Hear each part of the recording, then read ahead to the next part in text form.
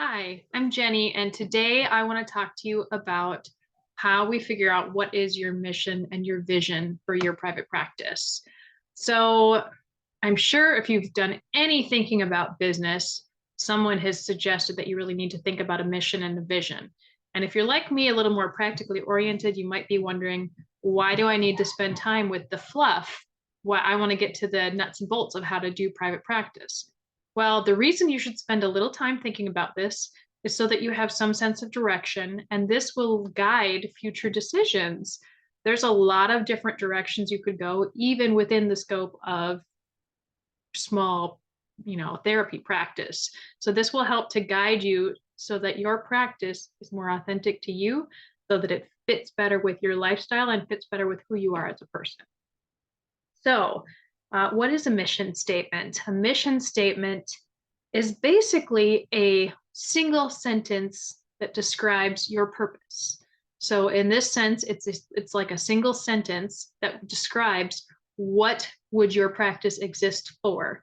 Why do we need your practice? When you're thinking about this, you might think about things like, what do you hope to accomplish? Um, why might someone choose your practice over another practice right down the street or across the hallway? What kind of services do you want to provide? There's a whole range in mental health. It could be, leaning into assessments. It could be leaning into a particular program model. It could be that you want to offer services that have a faith integration component or that incorporate art therapy or play therapy or serve a certain type of population. So, really, the sky's the limit. I encourage you to think for a minute about some of those questions. Another question you might consider is, how do you want your practice to be known in your community? If you heard someone talking at a coffee shop or just in the neighborhood about your practice and they didn't know you were listening, what would you hope that they would be saying about their experience with you? So that's kind of in a nutshell what your mission statement is. Then the next piece is thinking about your vision statement. Now, the vision statement can be a little longer. Some vision statements might be a few paragraphs, but when you think about visioning, you're thinking long term. You're thinking ideally things that you cannot attain today, ideally things you can attain this year. The goal of a vision statement is to think about how you'll continue directing your company, your practice, down the road. Once you open the doors, once you're seeing clients, what then? What's your next step? So it should be not attainable immediately so that it keeps you moving forward instead of getting stagnant and bored. Um, this one might include other elements that you wouldn't want to squeeze into your mission statement. So maybe here you think about things like, how do you want to care for your team members? So, for example, part of my vision is to create, well, and this kind of ties in the mission too, but it's to create kind of a nesting place for newer clinicians looking for a place to feel like they belong, looking for a place to grow and develop their skills. And part of how that would become more vision is um, that my goal is to raise up the next generation of super skilled, specialized therapists who can provide compassionate care, but are really known because they're so good, because they're so competent. So, how, you can think about how you might vision around what your team culture might look like versus another practice, or even versus like the big agencies, the hospitals. You might vision about how your practice might tie into the lifestyle of your clinicians.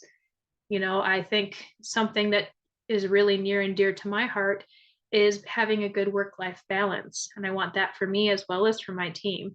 So, part of what I envisioned when I was creating a practice, a big part of it was having the freedom to prioritize time with my family, to make those choices, to work in a way that I could work with integrity, honoring who I am as a person, honoring my own values, and honoring my family and putting them first. So that can tie into all of this when we think about this. Now, before you go running with, the mission and vision statements that you're kind of brainstorming, and I would encourage you to spend, just a half an hour after this really thinking about that. How would I describe the mission of my business? How might I envision it growing? And you can always change these, especially the vision. That can be a moving target, right? Because once you achieve that, then what? I would challenge you also, if you've never done this before, to write your own mission statement. So, what are you here for? I know that's a huge question. And as therapists, probably a lot of us would say something to the effect of caring for people or loving people or encouraging people. And those are all wonderful things.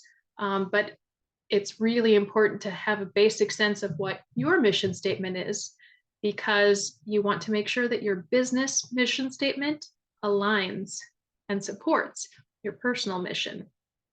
Something that I heard somewhere years ago that really resonated for me was your mission, your purpose, is where your passion and calling and the needs of the world align.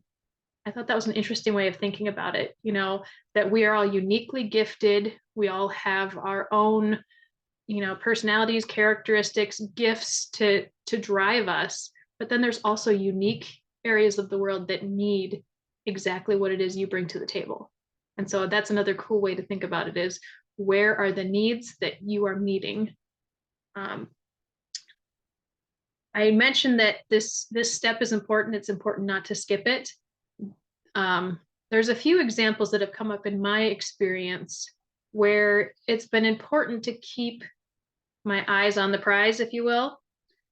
So for example, when you're starting out, when we're starting out as interns, for example, we want to take every training, right? Because we feel totally incompetent. We feel lost. We feel like I just need to know the things. I'm so used to being in roles where I can learn the job in a few months or a few weeks, and therapy is so different. And we can overwhelm ourselves and get burnt out trying to get every training. And then after you're in the field a little while, you start to realize, no, maybe I don't need to take, I don't know, the next ADHD training, or maybe I don't need to take the next trauma training that comes my way, because I'm finding that that's not really where I feel passionate. That's not my niche of people or issues that I'm most interested in working with. And so we start to narrow it down. Well, the same is true for some of your mission. Things that could be good and can be great for some people are not for other people.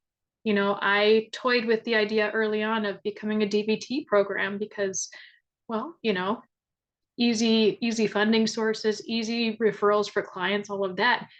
Started looking into it, and part of my own mission and vision is to be really accessible to clients in a very client-centered way that's not about checking insurance boxes.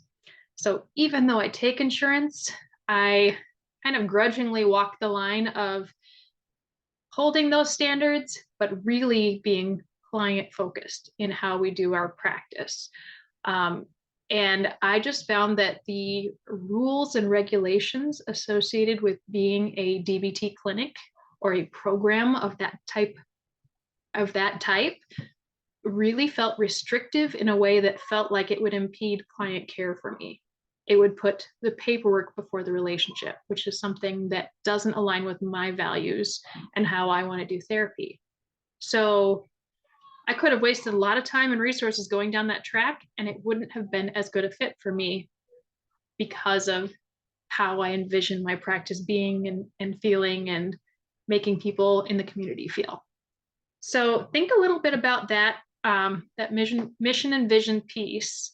I would challenge you to write them down, maybe talk about them with a few mentors or people that you really respect and see if they have other ideas. And I hope this helps you as you think about future decisions and get excited on this new journey of building your private practice.